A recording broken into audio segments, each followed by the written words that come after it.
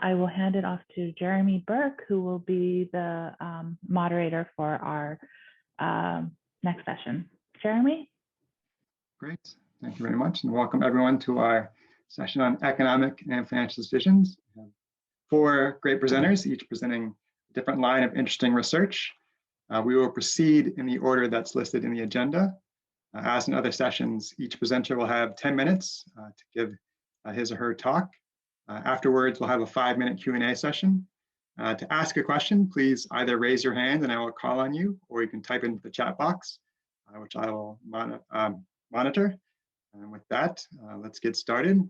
Matt Messel is an economist at the Office of Research, Evaluation, and Statistics at the Social Security Administration.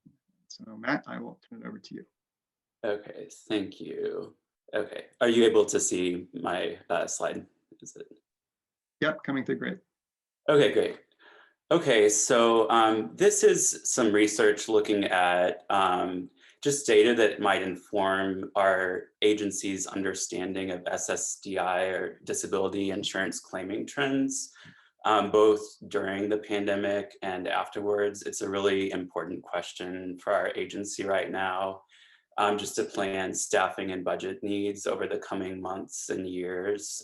So I'll be using data from the Understanding America study, which kind of just adds to our evidence base that we're kind of compiling to try to understand how to forecast or expect how application trends might change in the near future. So this is joint work with Laith Alatar, Rich Chard, and Dave Rogovsky, who are also at SSA. And of course, we always have our standard disclaimer that the views in this presentation don't necessarily represent the views of the Social Security Administration. So just as a bit of background on trends in disability applications over the past decade, there was a substantial increase in disability applications immediately following the Great Recession. So much so that there was concern that the trust fund out of which benefits are paid would be depleted by 2016, which would have led to a 19% reduction in disability benefits on average. However, beginning in 2012, DI applications actually began to decline and continued to do so, or have continued to do so until the present. So just a few ways that researchers and policymakers have tried to explain this decline is just first, the continuing economic recovery, unemployment rate. The unemployment rate has continued to decline and did so until early 2020. And this carried over to individuals with disabilities as well. Also, the increase in healthcare coverage following the ACA. Some people who apply for disability benefits may be motivated by obtaining healthcare coverage, and because the ACA covered more people, they might have been dissuaded from going through the lengthy disability application process.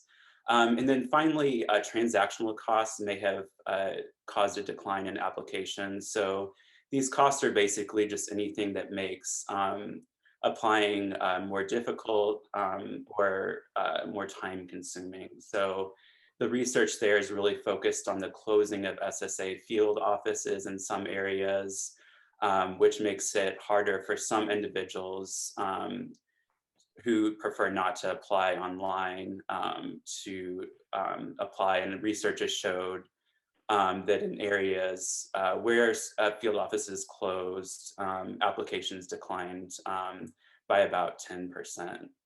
So weighing all this evidence, we would actually expect, because of the pandemic-related recession, that applications would have increased, but that hasn't been the case, as I'll show in a minute. And some possible explanations for this are the generous stimulus payments and unemployment insurance benefits during the pandemic, and also the closure of all SSA field offices over the past year, which increases transactional costs substantially. So I'll move through these slides quickly, but basically they show You can see in blue is initial DIR disability insurance applications by month from 2008 to January of this year. You can see that they've continuously declined over about the past 9 years. And in red, you can see the unemployment rate, and that generally tracks with the DI applications. So as unemployment goes down, applications go down as well. But on the far right side, you can see that this trend hasn't continued during the pandemic-related recession. Unemployment rates increased substantially in the spring of 2020 and are still much higher than they had been in recent years. However, applications have continued to decline. This slide shows this in a little bit more detail. I guess the important things to see here are the red and blue. The red shows the number of internet claims per year, and the blue shows the number of non-internet claims. So people who go into the field office to file for benefits. You can see that internet claims increased slightly in 2020, but non-internet claims decreased pretty substantially, leading to 2020 being the largest decline in DI applications in recent years.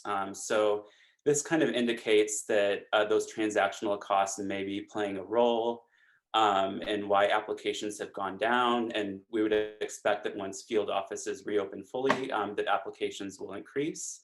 However, this may not be the full story. So we're also looking at the role of the ongoing labor market conditions and benefit receipt to understand how these might impact trends in DI applications. So our questions are just looking at how individuals with disabilities have fared in the labor market during the pandemic, and whether the slightly improving labor market conditions extend to this group, and also whether the end of COVID-related relief and enhanced unemployment insurance benefits will encourage some of these individuals to apply for DI benefits once they run out. So again, we use the UAS COVID panel matched to wave 3 of the health and retirement study modules in the UAS. We have a working age sample of about 3,600 individuals, 600 of whom had a long-term work limiting disability prior to the pandemic. So moving on to findings, we first see that the employment situation for individuals with work limiting disabilities has not recovered as much as the general population. So you can see there in red, the people with work limiting disabilities, and in blue, the full population. People with work limiting disabilities took a bigger hit immediately following the beginning of the pandemic. And you can see on the right side that their employment rates had not increased very much over the past year as compared to the general working age population. Another finding for individuals who were employed prior to the pandemic and were no longer employed in January of 2021, for people with work limiting disabilities, they were substantially more likely to be receiving unemployment insurance in January 2021, but were only about equally as likely to receive COVID-related stimulus payments. So this, the finding about unemployment insurance is especially interesting, and we think it merits further study to understand what impact the end of these unemployment insurance benefits might have on the population with work limiting disabilities, and then what effect that might have on an increase in disability applications over time. So these were just a few initial findings that are kind of feeding into our overall knowledge base about the employment situation of individuals with disabilities during the pandemic, their benefit receipt, and our next steps will just be to think about what role this might have on disability application trends in the future. In conclusion, we expect that the reopening of field offices will play a pretty substantial role in applications increasing over the short term. But what we're interested in is understanding ongoing labor market trends, especially for people with disabilities, to understand if that increase in applications will continue into the future and what implications this might have for the disability insurance program and its budget. Thank you. That's all we have for now. And we look forward to exploring the UAS data further to see what it might show us in coming months.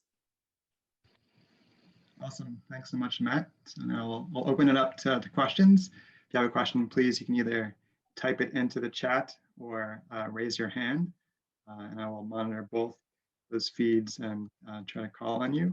Matt, maybe I can kick us off with one question. Do we have any expectation of when the field offices might reopen? Do we know when that may happen? That's a good question. It's above my pay grade. I'm not quite sure. So, yeah. It might also matter when, in terms of timing. Right. Yeah. Interaction of timing of field offices opening and economic conditions may have some. Yeah, that's kind of a line that would be maybe cause a different effect and how much applications increase, how quickly. So. One of the questions for the